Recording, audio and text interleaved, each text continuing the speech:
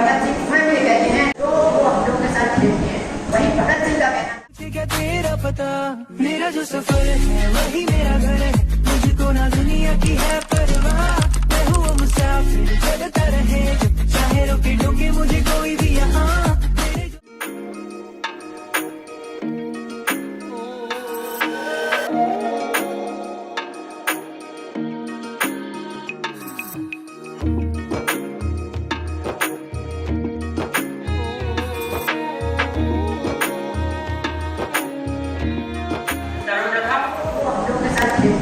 वही भगत सिंह का कहना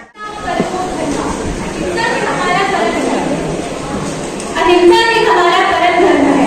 और दूसरी तरफ थे शहीद भगत सिंह, जिनका मानना था बहरों के लिए धमाका जरूरी है। गांधी जी का मानना था कि अहिंसा हमारा परम धर्म है और उनका मानना था कि बहरों के लिए धमाका जरूरी है। ये दो अलग विचारधारा है, तो ये पूरक कैसे हो सकती है? पूरक ऐसे हो सकती है कि ये नीति अगर हम देखें, अगर इस श्लोक को पूर्ण करें, अहिंसा परमो धर्मा धर्म अहिंसा तदैव च, और जो धर्म अहिंसा तदैव च की भावना हमें बहरों के लिए धमाका जरूरी है, इस वाक्य में देख सकते हैं। दोनों की विचारधाराएं अलग थी, लेकिन फिर भी वो दोनों एक दूसरे के पूरक इसलिए भी थे क्योंकि जब असहयोग आंदोलन वापस ले लिया गया था तब हम देखते हैं कि महात्मा गांधी का प्रभाव कम हो गया था। तो जब उनका प्रभाव कम हो गया था तो लोगों को संगठित कैसे करना था? तो जब लोगों को संगठित करना था तो उसके लिए HSR सामने आता है, जो कि है हिंदुस्तान सोशल रिपब्लिक एसोसिएशन। तो दोनों एक दूसरे के इस तरीके से पूरक बनके सामने आते हैं। अगर हम देखें तो राजनीतिक तौर से गांधी जी ने जागरूकता लाई लोगों के अंदर। जब लोगों में इतनी जागरूकता नहीं थी, संगठित नहीं थे, तो वहां महात्मा गांधी आते हैं और राजनीतिक तौर पर वहां पे एकता लाते हैं। लेकिन जब हम देखते हैं इनका प्रभाव कब होता है, तब HSR आता है और लोगों को संगठित करता है। तो गांधी जी ने तो चिंगारी लाई और उसी चिंगारी को आग में तब्दील करने का कार्य भगत सिंह ने किया। तो इस तरीके से वो एक दूसरे के पूरक भी होते हैं। जैसे हमारे हाथ में 5 उंगलियां होती हैं और ये पांचों उंगलियां अलग अलग होती हैं, एक समान नहीं होती। वैसे ही अगर हम घर में भी देखें तो घर में भी सभी अलग अलग विचारधाराओं के लोग होते हैं, किसी की विचारधारा किसी से मिलती नहीं है। तो हम कैसे मानें कि एक देश के अंदर सभी की विचारधारा एक जैसी हो सकती है? एक देश के अंदर लोगों की अलग अलग विचारधाराएं हो सकती है, लेकिन लक्ष्य एक होना चाहिए।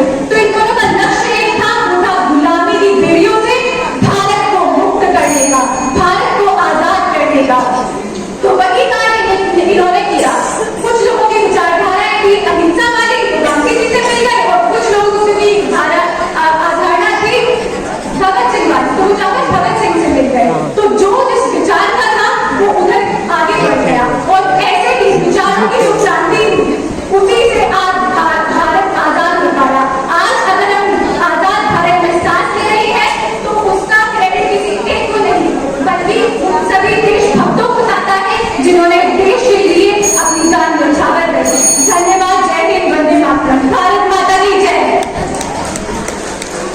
नमस्कार। इस सभा में उपस्थित सभी सम्मानित लोगों को मेरा प्रणाम। मैं पेशा से कक्षा 10वीं का छात्र आज आप सभी के समक्ष महात्मा गांधी जी और भगत सिंह के विचार या इस विषय में लेकर उपस्थित कुछ प्रसंगों के बारे में बताना। जैसा कि अभी हमारे प्रतिपक्ष ने बताया कि उनके विचार वाकई में एक दूसरे के पूरक थे, मैं इस बात का कहीं ना कहीं विरोध करूँगा कि उनके विचार एक दूसरे के पूरक नहीं थे। क्योंकि अगर हम चोरी चौरा या कांड को देखें तो मानो किस पुलिसकर्मियों की हत्या के कारण इतने 6 महीने से लंबे चल रहे आंदोलन को बंद कर दिया, जबकि उस समय अगर वो आंदोलन और समय तक चलता तो शायद ऐसा हो सकता था कि उस समय ही भारत को अपने छोड़ देते। लेकिन फिर भी उन्होंने उसको बंद कर दिया और भगत सिंह इसीलिए उनसे अलग हुए। लेकिन ऐसा नहीं है कि भगत सिंह ने महात्मा गांधी जी के विचारों को मानने का प्रयास नहीं किया, उन्होंने उनकी बात को मानने का प्रयास किया। जब वो एक मामले में जेल गए थे और उन्होंने अपने साथी बटुकेश्वर दत्त जी के साथ मिलकर एक 100 दिन से ज्यादा का हड़ताल किया और उनकी मांग रखी, परंतु उसका क्या परिणाम हुआ?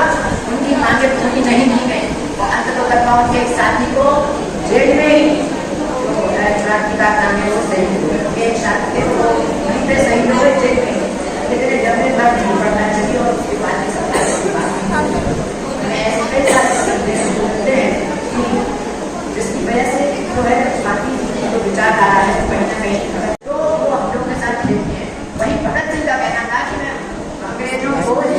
को हाइड्रेट की बात करता हूँ, ना कि उनसे कोई समझौता चाहता हूँ। तो इस जैसे मतलब विचार एक हो सकते हैं, एक व्यक्ति कह रहा है